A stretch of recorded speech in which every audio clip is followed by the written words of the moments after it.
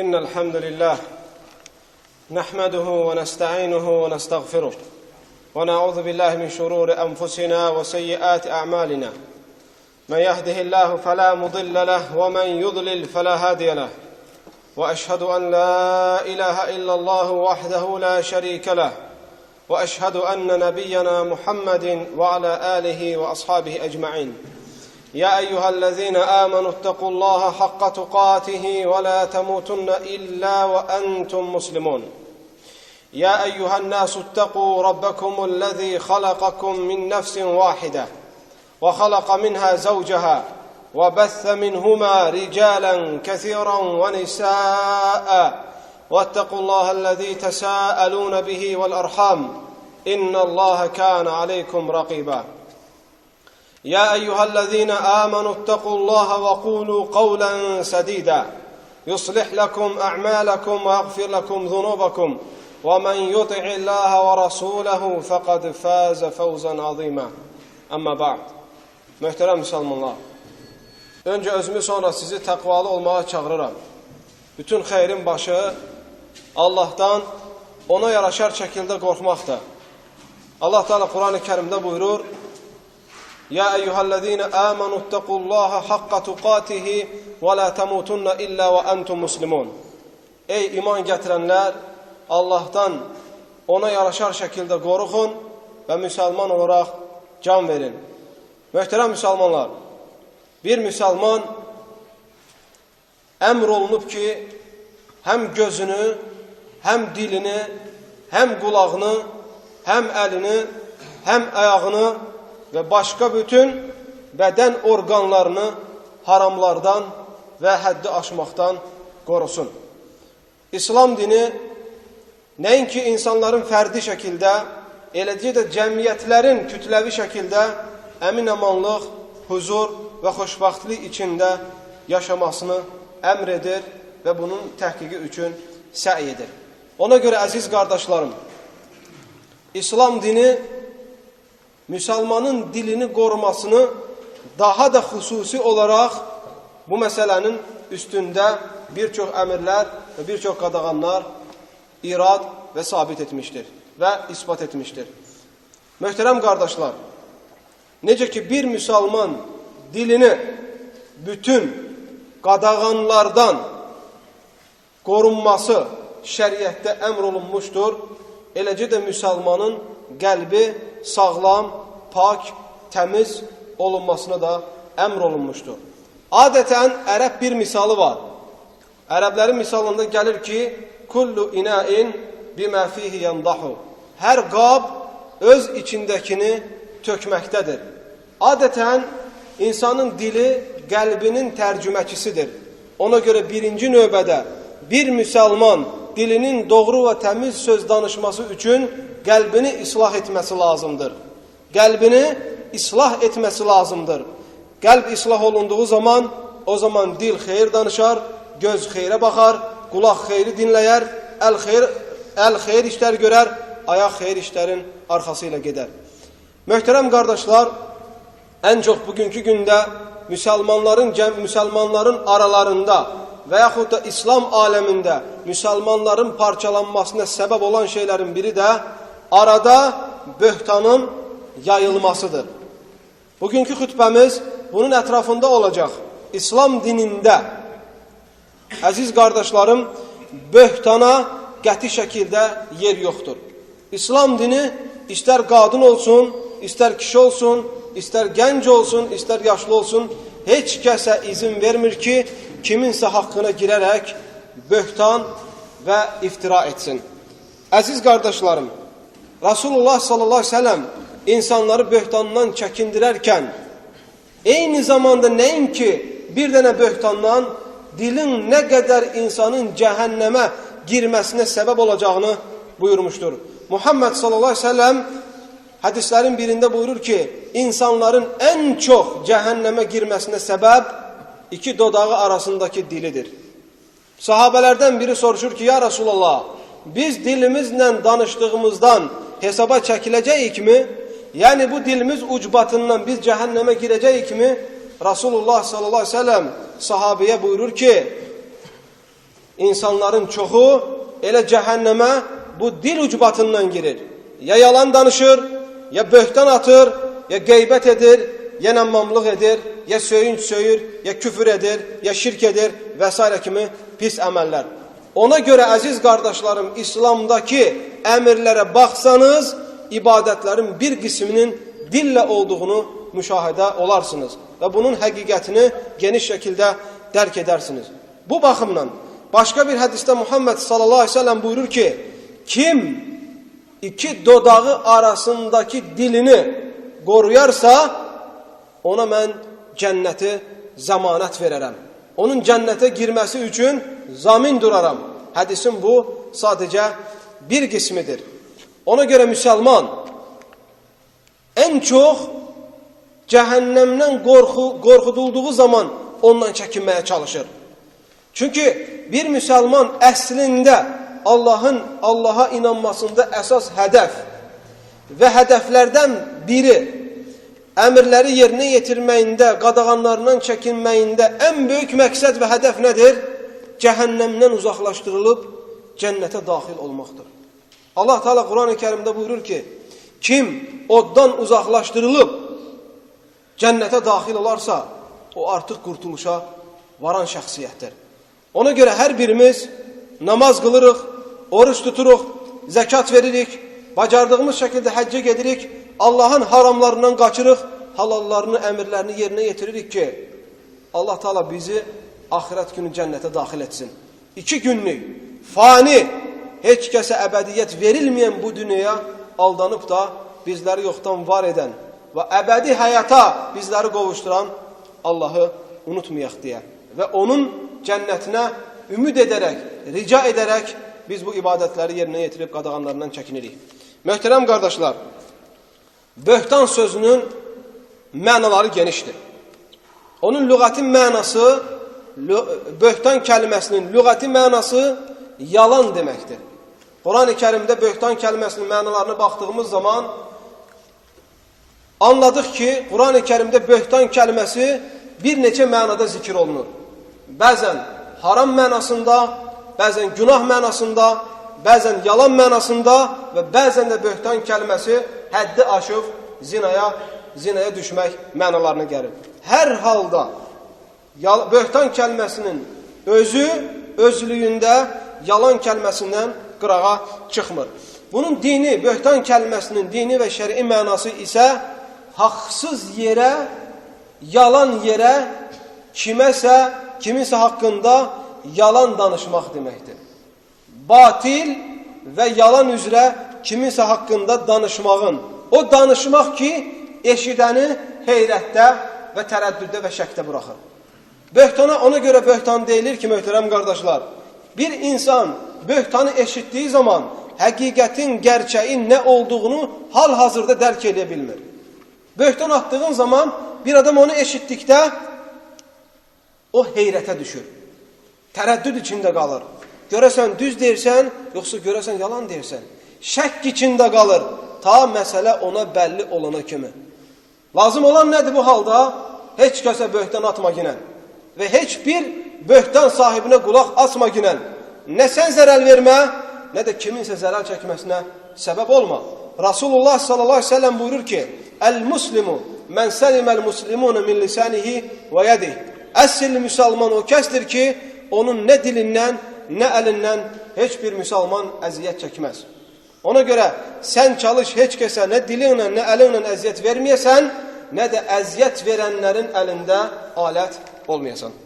Möhtərəm qardaşlar, Rasulullah sallallahu aleyhi ve sellem İslam dəvətinə başladığı zaman İslama insanlar dəstə-dəstə bəzi yerlərdə fərdi şəkildə daxil olurdu. Beyət eləyirlərdi Muhammed sallallahu aleyhi ve sellemə. Gəlirlərdi Rasulullahın əlini qaldıraraq, deyirlərdi ki, biz şəhadət edirik ki, sən Allahın göndərdiyi haqq peyğəmbərsən. Rasulullah sallallahu aleyhi ve sellem beyət zamanı kim gəlib Rasulullahın əlini qaldırıb şəhadət etmək istəsəydi, onu elə o istəyi ilə buna razılıq verməzdi. Rasulullah sallallahu aleyhi ve sellemə kim gəlib beyət etmək istəsəydi, ona deyərdi ki, sənin beyətini qəbul etməyim üçün mənim də şərtlərim var. Ubadət ibn Samit radiyallahu anhu ən qədimi sahabələrdən biridir.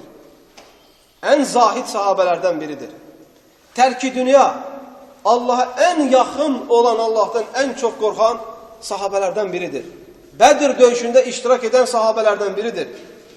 Və sahabələrin alimlərindən hesab olunur. Ubadət ibn Samit radiyallahu anhu deyir ki, bir gün Rasulullahın ətrafında sahabələr varkən, mən də oradaydım, bir dəstə adam gəlib Rasulullah sallallahu aleyhi ve sellem yanına girdi. Peyğəmbərin olduğu yerə daxil oldu.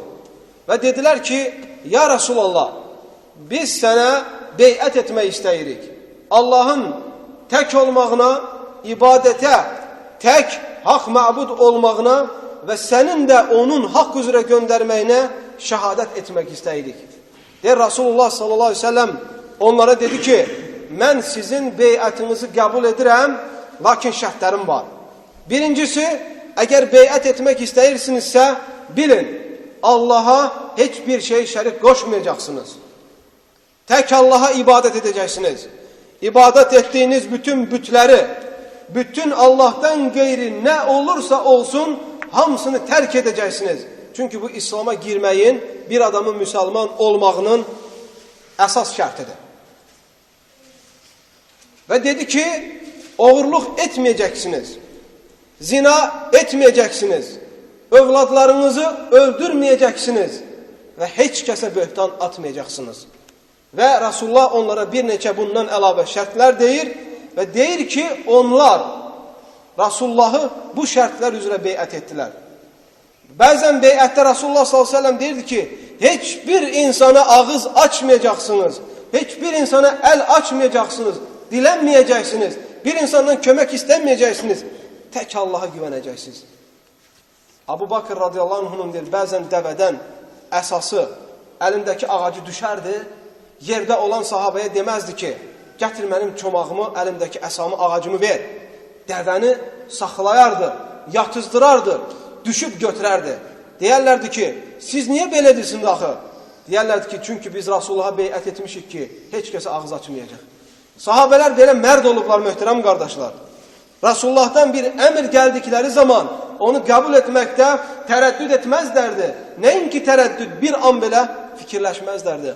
Ömər ibn Xattab radiyallahu anhu bir gün gəlir Rasulullah'a deyir ki, ya Rasulullah sallallahu aleyhi ve sellem, deyir, mən səni hər kəsdən çox sevirəm. Hər kəsdən, ya Rasulullah, səni çox sevirəm. Öz nəfsimdən başqa. Rasulullah deyir ki, ey Ömər ibn Xattab, nəfsindən də çox məni istəmədikcə sən kamil iman sahibi ola bilməzsən. Ömər ibn Xattab anında deyir ki, ya Rasulullah, səni haqqı ilə göndərən Allaha and olsun ki, sən mənə nəfsimdən belə əzizsən. Ömər ibn Xattab demir ki, mən gedim, ya Rasulullah, evdə oturum düşünüm.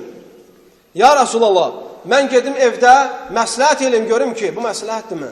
Dində əziz qardaşlarım, əsl qeyrətli müsəlmanlar, Rasulullah'dan, Allah Taala'dan əmr gəldiyi zaman onun qəbulunda və əməlində, qəbulunda tərəddüd etməzlərdi, əməlində isə əllərindən gəldiyi zaman qədər tətbiqatı üçün çalışarlardı. Möhtərəm qardaşlar, xurafətlər o qədər yayılıb ki, yaşadığımız dövrdə Allah'tan qeyrisinə ibadət etmək o qədər adi hala gəlib çıxıbdır ki, artıq bir çox insanlar heyrət içindədirlər. Haqq hardadır, batil hardadır, bunu düzgün şəkildə seçə bilmirlər. Bunun tarixi var.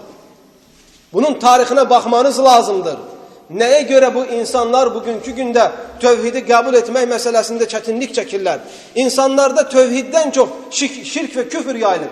Bunun səbəblərinə baxmanız lazımdır. Bu xütbədə bunun səbəblərini təfsilatı ilə zikr etmək mümkün deyil. Lakin sizə bir qısa, konkret bir məsələyi sizlərə müzakirə edəcəm.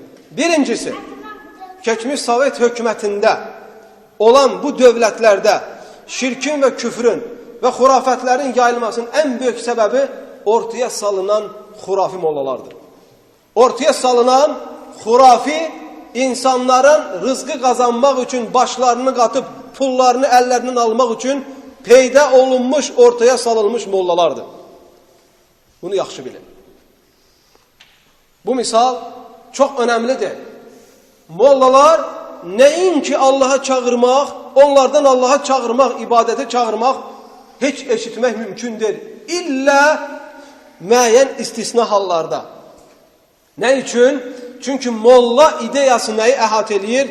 Bir yerdə bir molla olmalıdır əsas. 2 molla olanda müxalifət sayılır. 3 molla olanda partiya sayılır. 4 molla olanda parlament sayılır. Ona görə bunlar bir yerdə 2 molla, 3 molla, 4 molla yola gedə bilmirlər. Çünki ortada bizneslərinə zərəl var. Ortada yaxşı pul qazana bilmirlər. Boğazlarının loxmasına başqası ortaq olur. Ona görə kiminsə müsəlman olması, kiminsə la ilahə illallahı çağırması onlara sərf etmədiyinə görə, onların peyda olunduğu gündən bu yana, ona görə onlar istəmirlər kimsə gəlsin la ilahə illallah desin. Hər namaz qılmaq istəyən olanda onların başında bir düşüncə fırlanır ki, bu yəqin ki molla olmaq istəyir. Ona görə bunu bir təhər edib uzaqlaşdırmaq lazımdır ki, gəlib bizim biznesimizə ortaq olmasın.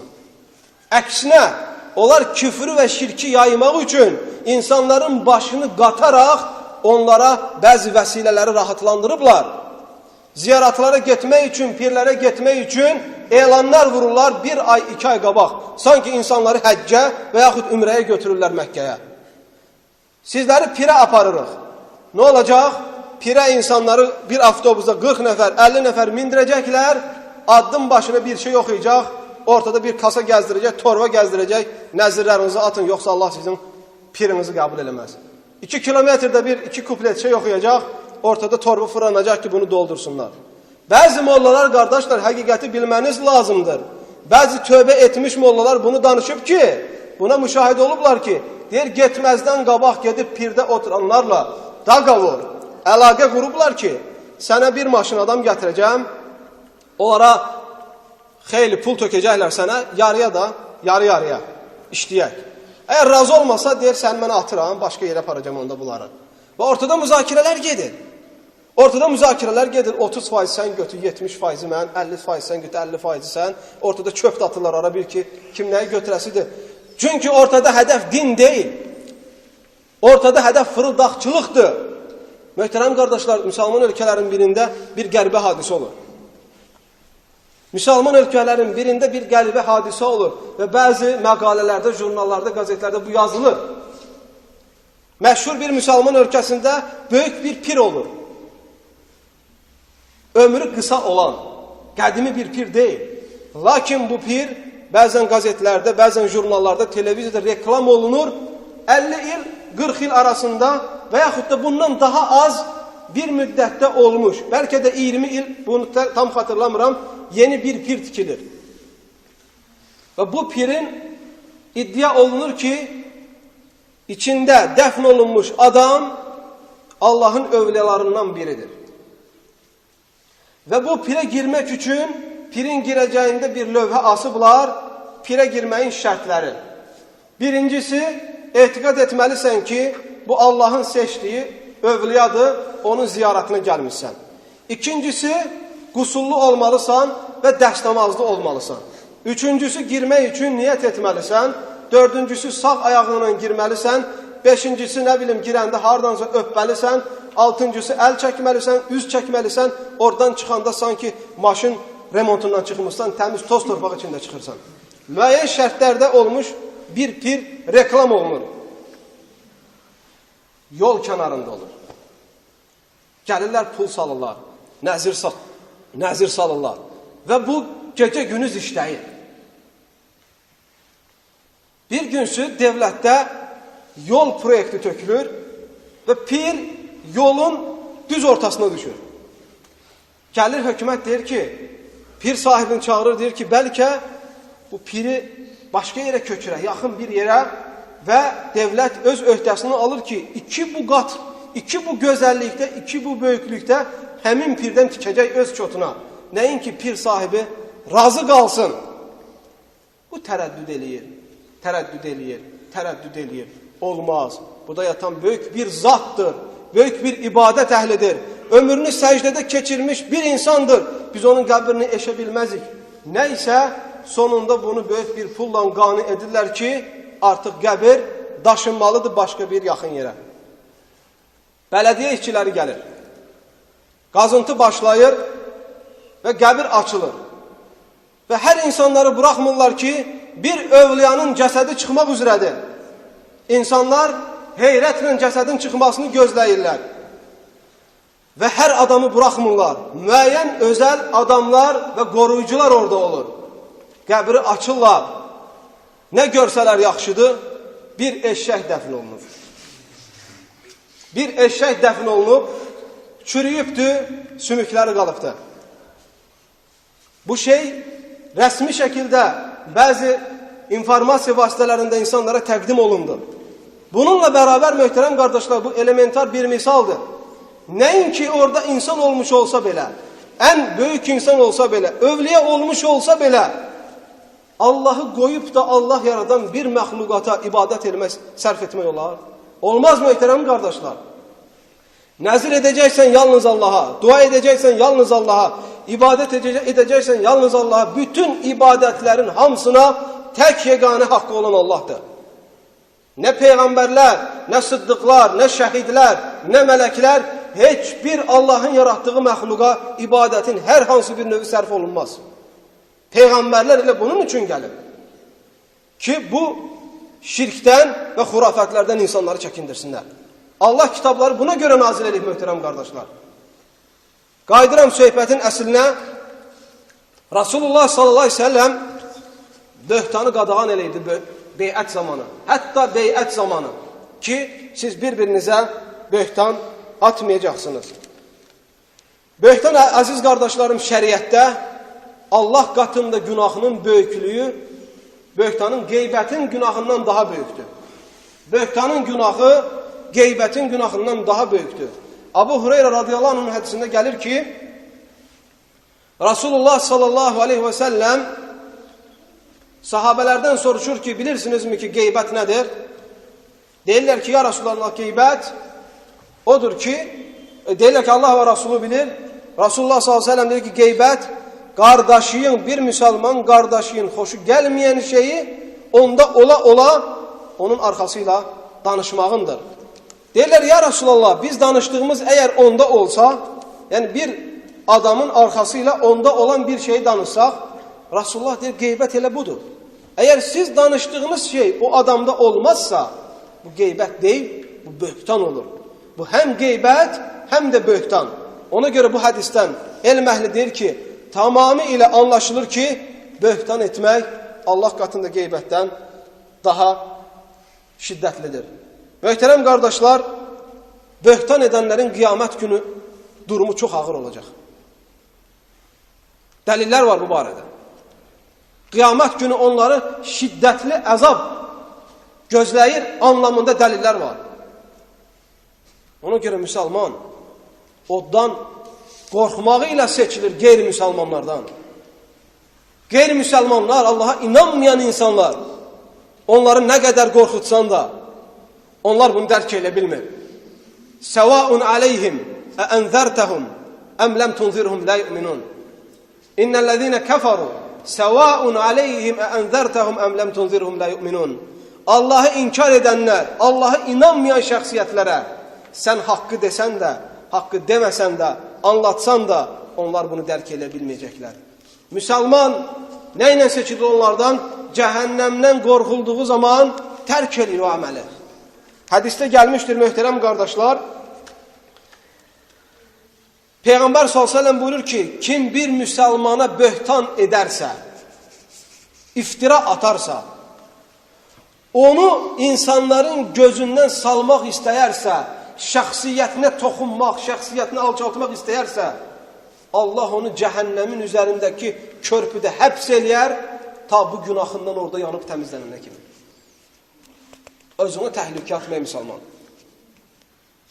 Həcmi balacadır dili, amma cinayətləri böyükdür. Belə desək daha doğru olar. Dilin həcmi balacadır, amma əməli çoxdur. Dil əməl edir, möhtərəm qardaşlar, əməl edir. Ona görə bu əməli, dili xeyir şeylərdə işlətginən. Qeybətdə, nəmmamlıqda, iftirada, yalanda, böhtanda deyil. Yaxşı sözlər danış. Zikr elə. Quran oxu ginən. Dəvət elə. Hədis oxu. dünya və axirətin üçün sənə mənfəət gətirən şeylərdən danış. Danışmağa şey tapmasan, sus ki nə? Rasulullah s.ə.v deyir ki, mən kənə minkum yu'minu billahi vəl yevmil axir, fəlyəqul xayran əvlə yasmud. Sizdən kim Allaha və axirət günə inanırsa, ya xeyir danışsın, ya da sussun. Çünki ağızdan çıxan hər şeydən qiyamət günü soruşulacaqsan. Allah Teala Quran-ı Kərimdə buyurur, mə yəlfizu min qavlin illə lədeyhi raqibun atid. Tələffüz etdiyiniz hər kəliməni yazan raqib və atid adında mələklər var. Diqqətli olayım müsəlman. Ağzından çıxdığı sözləri çıxmazdan qabaq nəzər al ginən. Qiyamət günü onun cavabını verə biləcəksən, yoxsa verə bilməyəcəksən. Allahdan istəyirəm ki, bizləri böhtandan uzaq eləsin. Amin. Allahdan diləyirəm ki, bizləri böhtan əhlinin şərindən, fitnəsindən qorusun. Amin. Allah Taala'dan diləyirəm ki, dilimizi və qəlbimizi islah eləsin. Amin. Allah Taala bizləri mömin bəndələrini etsin. Amin. Və bilərəkdən və bilməyərəkdən etdiyimiz günahları bağışlasın. Aqulu ma tesma'un və estağfirullahal azim li və lakum və lisa'il muslimin min kulli zənb fastağfiruhu innehu huvel gafurur rahim.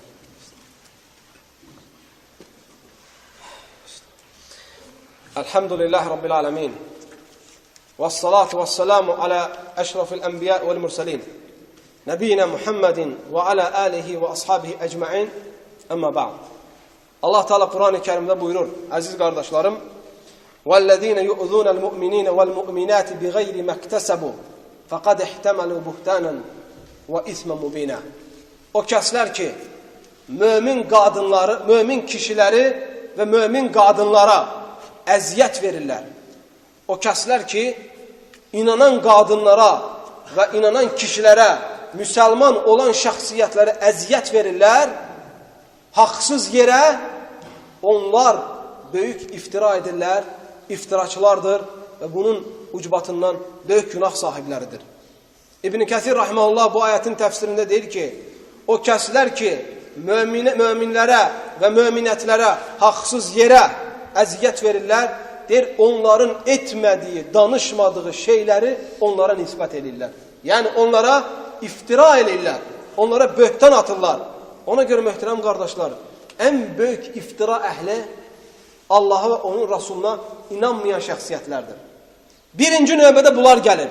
Allaha və axirət gününə inanmayan şəxslər böhtan edənlərin ən başçılarıdır. İkinci növbədə rafizilər gəlir. Rasulullahın sahabələrinə tən eləyirlər. Onların uzaq olduqları şeylərdən, bəri olduqları şeylərdən onları boyunlarına qoyaraq ləkələyirlər. Allah Rasulunun sahabələrini, Abu Bakrı, Omarı, Osmanı, ondan başqa cənnətlə müjdələnmişlərin bəzilərini və sahabələrin əksəriyyətini pis sifətlərlə vəsf edirlər. Rafizlər, əziz qardaşlarım, ümmətdən yaşayan insanlardan ən çox iftirayla, yalanla, böhtanla tanınmış bir firqə, bir toplum kimi tanınmaqdadır. Allah Teala Kur'an-ı Kerim'de nazil edir ayələr ki, لَقَدْ رَضِيَ اللّٰهُ عَنِ الْمُهَاجِرِينَ وَالْأَنْصَارِ. Artıq Allah muhacirlərdən və ansarlardan razı qaldı. Bunlar deyirlər ki, Rasulullahın sahabələrinin çoxsu kafirlər idi. Onlar münafiqlər idi. Onlar dinin əleyhinə idi. Ona görə sələfilərdən biri deyir ki, gedib Yahudilərdən soruşsanız ki, Musa aleyhissalamdan sonra ən fəzilətli şəxslər kimlərdir? Deyirlər ki, Musa'nın ətrafında olan ona inananlar. Deyirlər, gedib xristiyanlardan soruşsanız ki, İsa aleyhissalamdan sonra ən fəzilətli insanlar kimlərdir? Deyəcəklər ki, İsa'nın havariləri idi. Deyir, rafizilərdən gedib soruşsanız ki, Rasulullah'dan sonra ən şərli insanlar kimlər idi? Deyərlər ki, Rasulullah'ın sahabələri idi. Ona görə nəinki böyük xəlifələr, möminlərin anası Ayşə radiyallahu anhə belə onlardan salamat qalmamışdır. Hansı ki, onların törəmələri sayılır bugünkü gündə olan radikal rafizlər. Allah'tan istəyirəm ki, bizə eşitib faydalardan etsin. Dilimizi yalandan, qeybətdən, böhtandan qorusun. Həm dilimizi, həm qəlbimizi islah eləsin. Bilmədiklərimizi öyrətsin və bildiklərimizə əməl etməyi nəsib eləsin. Müsəlman olaraq yaşatsın və öz huzuruna müsəlman olaraq köçməyi nəsib eləsin. Və sallallahu aleyhi və səlləm və barik alə nəbinə Muhammed. İxlasla.com saytı tərəfindən təqdim olundu.